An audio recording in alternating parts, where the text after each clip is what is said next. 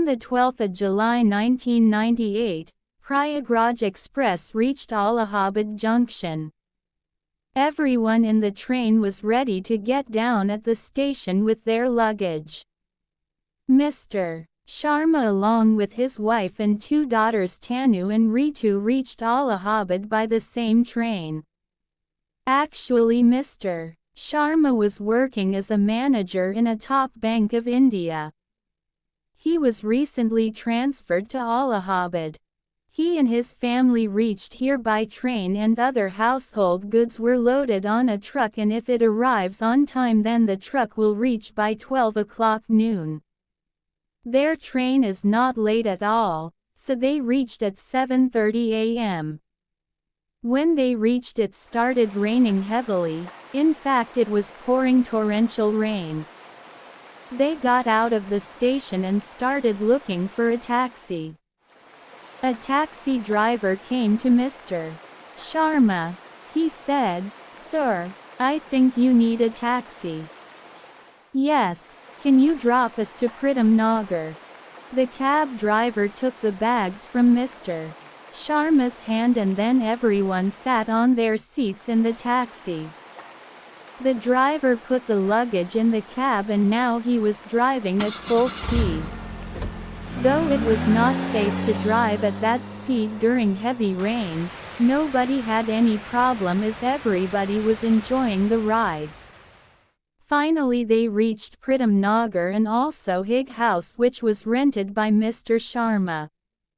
Right next to this house was rented by Mr. Uttam, who was on the post of junior manager in the same branch where Mr. Sharma was to join as senior manager. When they reached, they saw that the main gate, which was only 4 feet, was open. Inside on the right side there was a long corridor which ended in a garage, which was closed. As soon as they entered the gate, on the left side there was a big rubber tree and some other plants. There was a little garden area, then 2 stairs went up to a platform. There was the main gate. A street dog was sitting on the platform crying and rubbing its ear with its hands. When Mrs. Sharma saw it she said, "Oh, this is not a good sign. This dog's behavior tells that something is wrong. Don't worry, everything is fine. I think this animal is crying because it is hungry. Give it something to eat."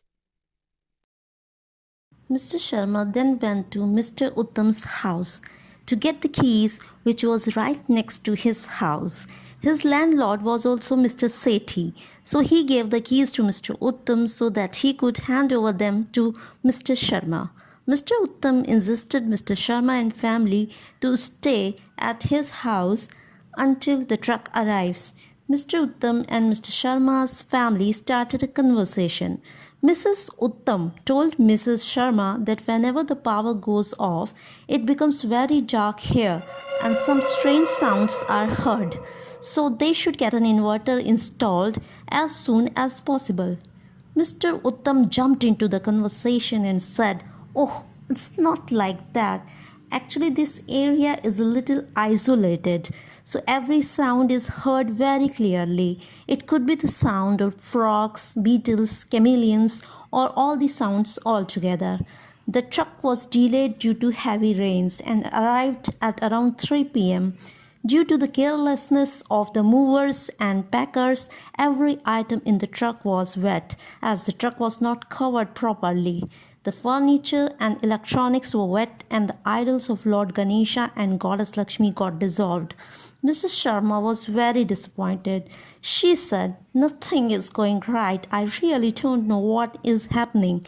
Now the main door was open. The main door opened into a large drawing-room dining room. After this, on the right side there was a long lobby, stairs, and just opposite side there was a storeroom, followed by the kitchen. Next to the stairs on the right side there was a door which opened into the corridor outside, which ended in the garage. Next to it inside there was a washroom. This lobby ended in a large bedroom. The view of the garage was clearly visible from the bedroom window on the right side. A door from this bedroom opens to the backyard. A door from the kitchen also leads to this courtyard. On the right hand side of the courtyard was the garage door. Upstairs was a bedroom with a washroom attached, and on the other side of the room was a door that led to the terrace. When all the lights and fans were installed by the electrician, everyone started unpacking the stuff and left them to dry under the fan. Everyone was arranging the furniture in the drawing-cum-dining room, and Tanu went to the bedroom. She was deciding how to arrange that room. It was around 7 pm and suddenly the power went off. It was so dark there that no one can see one one's hand. Tanu felt someone touch her and now stand near her. She thought it was her sister. She said, "Ritu, what are you doing? Why don't you search for a candle or torch?" The next moment she saw Ritu entering the bedroom with a torch in her hand. "Come, everyone is in the DD. You can also stay there till the electricity comes back," said Ritu. Tanu was shivering, but she did not want to tell anything to her sister as she thought her elder sister would make fun of her. As usual, since her sister was scared of the dark, she did not miss any opportunity to laugh at her. She thought that maybe it was her hallucination. That night, somehow they slept. Dinner was arranged by Mrs. Uttam. The next day, the rain stopped.